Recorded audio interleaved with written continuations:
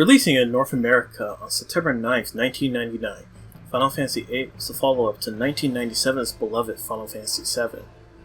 It had quite big shoes to fill as its predecessor received critical acclaim from both critics and fans alike. Final Fantasy VIII forgoes the anime-looking style of Final Fantasy VII for a more realistic portrayal of its characters, complete with updated character models and improved FMVs. This game was my first entry into the Final Fantasy series, and it blew my mind when I played it years ago. Now, 10 years later, it has gotten a remaster where all the character models have been updated to look closer to the rendered artwork.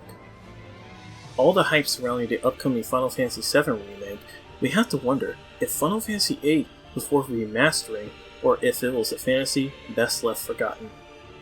For the purpose of this review, I will break up each segment into two parts, one examining the overall game and one part examining the remaster. So let's take a look at what worked in the Final Fantasy VIII Remaster with the good. For a game that's aged 10 years, there are many aspects that have held up to this day. One of the big standout features of Final Fantasy VIII are the FMVs, which still look impressive to this day. The way they are shot and motion captured are very impressive. What's more impressive were sections in the game where your character interacts in these cutscenes, adding to the immersion. There are segments in the FMVs which do require your input to proceed onward and really add to the stakes of the scene. Accompanying these FMVs is the music, composed by famed Final Fantasy composer Nobuo Uematsu. Each track is memorable and fits the mood of the scenes they're inserted in. Sounds of these tracks include the Call Me Balamb Garden theme,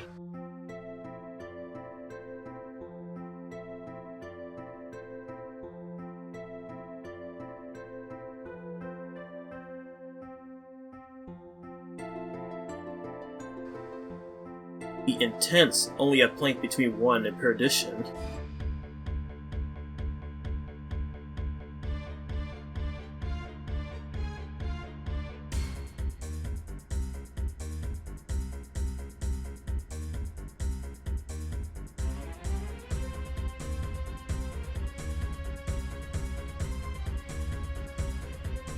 the triumphant Ride On,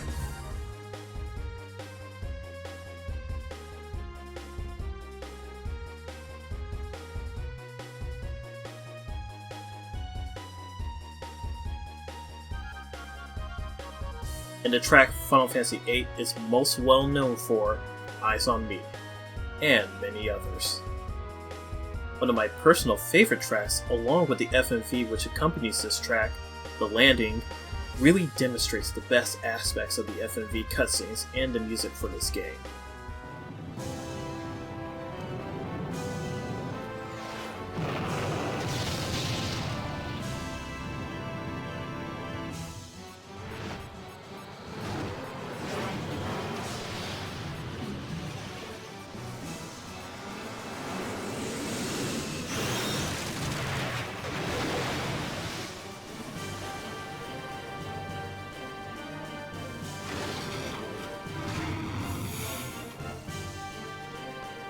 I could go on and on about how great the cutscenes and music are for this game, but let's talk about the other aspects of the game.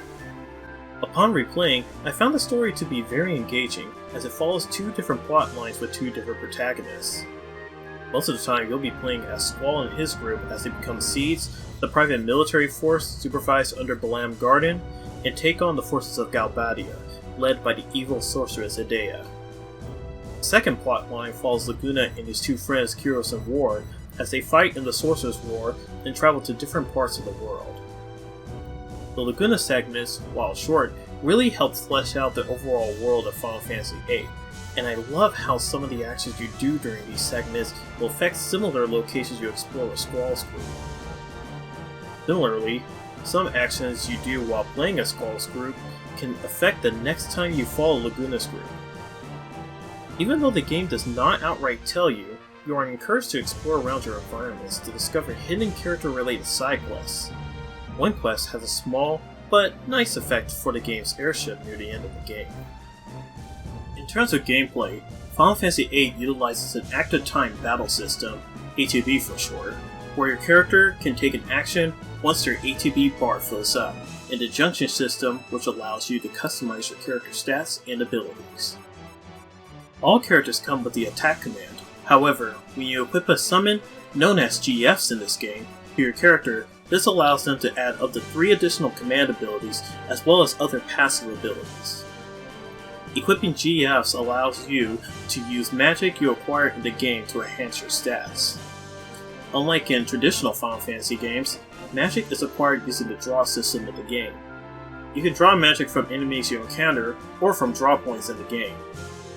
You can stock up to 100 of a magic ability per character, and the more magic you stock that you have tied to an ability, the better that stat is. I love the freedom this system gives you in customizing your characters, and if needed, you can exchange magic between your party members or outright swap entire junction setups between them as well. If you choose the GF command to summon a GF into battle, a second bar appears which counts down to when your GF is summoned. The GF also has its own HP, so it can serve as an additional shield for your character. When the bar finishes depleting, the GF is summoned. Like my comments about the FMVs, the cinematics for the GFs are incredible and really show off how powerful they are. Most GFs deal elemental or non-elemental damage to their opponents, and some GFs provide certain buffs to the party.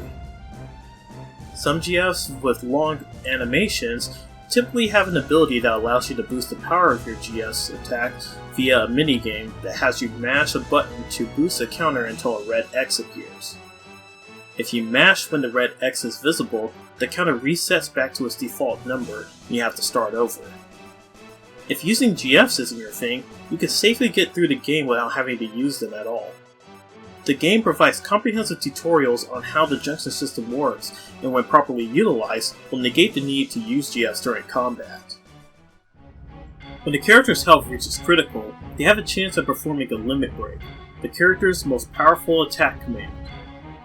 These commands vary from character to character and require different inputs or items to use. Some of the character's signature moves require specific items to unlock, such as magazines, ammo, or monster item drops. Balls is tied to his weapon upgrades, which take the place of equipment in this game. Each character has their own weapon upgrades which become available once you have the necessary items available to purchase them. In terms of currency, Final Fantasy VIII works on a salary system once Squall and his group become seed members. Over time, you will receive a set amount of money from Balamb Garden, and the amount you receive depends on your seed rank, and your rank can either increase or decrease depending on your actions inside and outside of battle. You can also take tests within the menu, which contains questions related to different aspects of the game. Scoring a perfect score will raise your seed rank, which will earn you more money on your next paycheck. Over the course of the game, you'll explore many towns and cities, as well as a few dungeons to either progress the main story or to take on the various side quests available to you.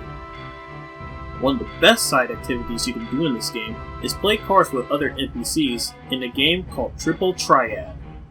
Triple Triad is a collectible card game in the world of Final Fantasy VIII where the goal is to flip over as many cards as possible.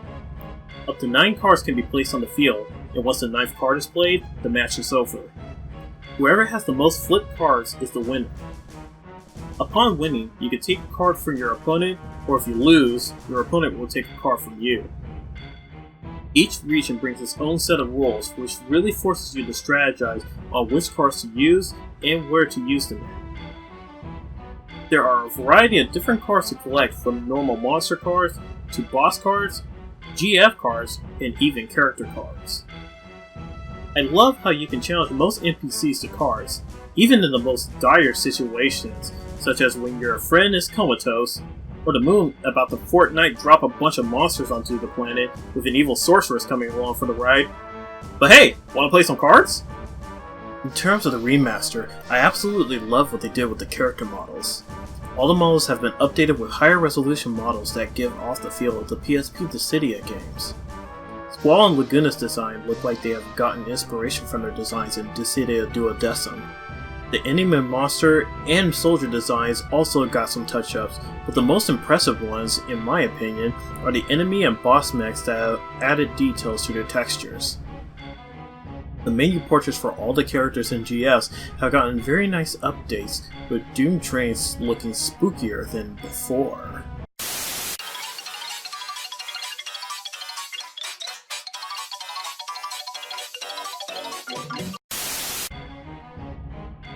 The game also comes with a convenient autosave feature when entering and exiting the overworld, so if for whatever reason your party gets defeated, you won't get set too far back in progress when reloading your save file.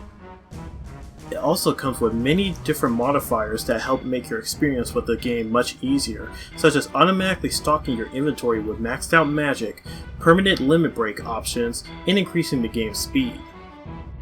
When Final Fantasy VIII was released on Steam in 2013, it unfortunately came with the MIDI soundtrack that played its initial release. Thankfully, Remastered uses the original PlayStation 1 score for the game's soundtrack. However, it was not a perfect conversion of the soundtrack, as there are some issues, and we'll be talking about these along with what else didn't work as we look at the bad. Final Fantasy VIII's combat system is really unorthodox to what is expected, to its own detriment. It's nice that the game is not reliant on levels, but this becomes a problem depending on how you've been playing the game. The game gives a comprehensive tutorial early in the game about the junction system, but the amount of information drops on you all at once can be overwhelming. I wouldn't be surprised new players would forget many of the key details of using this system and just settled on GF spamming to get through most of the game. This becomes a problem when you reach one of the endgame bosses, which penalizes you heavily for using the GF, and this problem becomes worse towards the end where you can't use GFs for one boss fight in the final dungeon and in the final boss fight. So, if you haven't mastered the junction system by the end of Disc 3, or haven't drawn enough strong magic at that point, then you better hope you have a close save file from the previous disc to grind magic from. When you reach Disc 4, 90% of the game's overworld is locked out, where you can't visit any city or town locations that contain NPCs. Only dungeons and the main overworld are made available at that point. Worse yet is that you have to beat a couple of tough bosses before you can go back to the overworld, and if you're not prepared, this sets you back heavily without the proper save files. Speaking of, the process of grinding for magic can become a chore. This is made even worse with the amount of inventory space you can carry for magic. When you run out of space to stock new magic, you cannot draw any more magic until you clear out some space. This wouldn't be a huge issue if transferring magic between party members wasn't such an annoyance. Thankfully, you can sort your magic inventory very easily with the auto sort options available in the menu. I wish I could say the same for the items used in battle, but unfortunately there is no way to auto sort your battle items. It must be done manually with some items being on far off pages once obtained, so it's really baffling that developers neglected to add an auto sort function for the battle items. The story in the game will not be to everyone's taste, especially if you don't care for teenage angst, and Squall has a lot of it during the first 2 acts of the game. The other characters can be pretty one-note at times, however there is some depth and development to their characters. The problem is some of these interactions are hidden within the game, and I feel they should have been more at the forefront than in the background to be discovered. Don't get me wrong, finding out hidden lore in games like these can be fun, but considering how little development these characters get post Disc 2, it feels like such a missed opportunity to make the characters more developed outside of the hidden moments. One moment in particular that happens between Squall and Rinoa is very nice, but unless you select the right instruments for that event, it will play out completely differently and make Squall feel more angsty than he should. And then there's the elephant in the room, which is the plot twist near the end of Disc 2. I won't spoil it, but I went around talking to many of the students in both Balamb and Galbadia Gardens and looked through Squall's computer. Other than 2 small hints alluding to the reasoning behind the twist, it comes completely out of left field and feels like a terrible excuse for it. Speaking of being out of left field, the entire plot following the end of Disc 2 also comes completely out of the blue and lacked development for one of the new villains. I am more lenient on this part of the story since the stakes are raised nicely and features the best moments of the game, no matter how absurd things got. One other thing that bugged me during my playthrough of the game were some of the triple triad rules. Two in particular make card collecting and one side quest frustrating to complete. The elemental rule is way too dependent on RNG, since you won't know what elements will appear on the game board until the game starts. The other rule, which takes the RNG reliance even further, is the random rule where the game will select the opponents and your cards randomly. This makes it harder to obtain the rare cards from specific NPCs and feels completely unfair when combined with the other rule sets, as it feels like the AI will select the perfect cards every time to either beat you or have the match result in a draw. These rules can be abolished, but again, this is also dependent on RNG, and for all the RNG that comes from playing with certain rules, you might as well not bother if the random rule is in play. Now for the bad in terms of the remaster. I mentioned before how all the in-game models and portraits got visual upgrades. Unfortunately, that's where the visual upgrades stopped, as everything else either got minimal or no visual upgrades whatsoever. Now I understand that the game's assets have been lost to time, but it's really jarring to see these upgraded models stand against low-resolution backgrounds, to downright embarrassing where it would make the best-looking guy a run for his money. The overworld textures and graphics look like a complete joke, and shows how little effort they put into this remaster.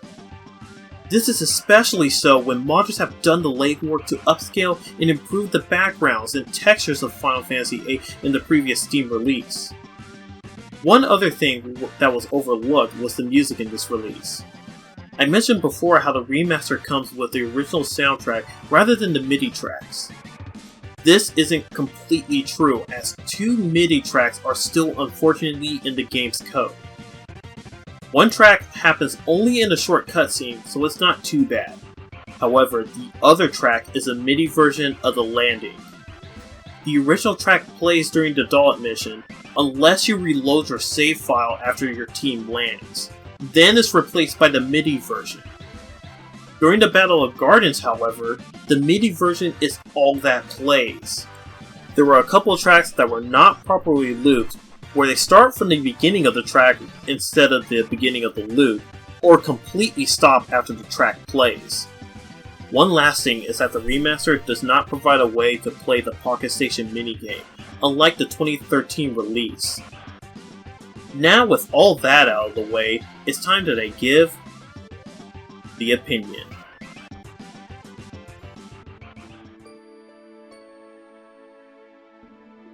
Despite everything I have said about the game itself, I still enjoyed playing the game where I clocked up to 45 hours of playtime.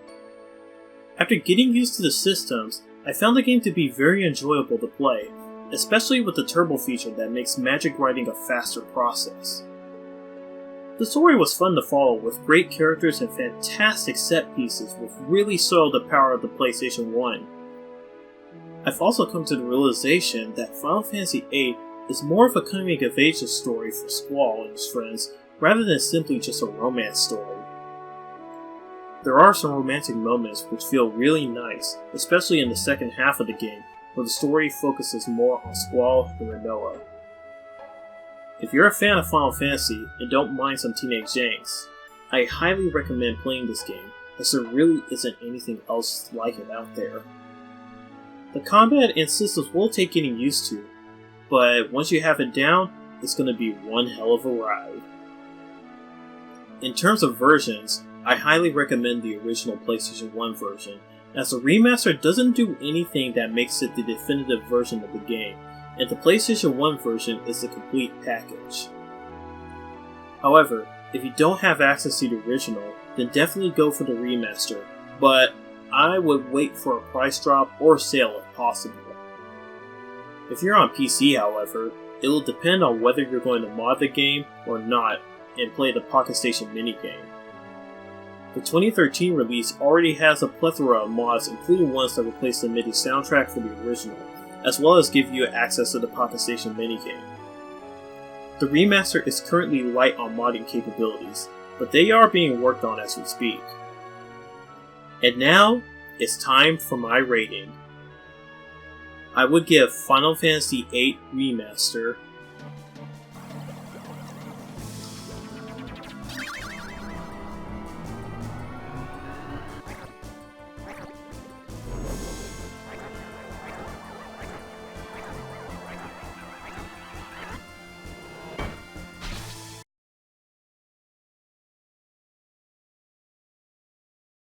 Thanks for watching, and we'll see you in the next Infinite Backlog review. If you enjoyed today's review, feel free to check out some of our other videos and subscribe for more. You can also follow us on Twitter, Instagram, and our Facebook page. Once again, thank you for watching.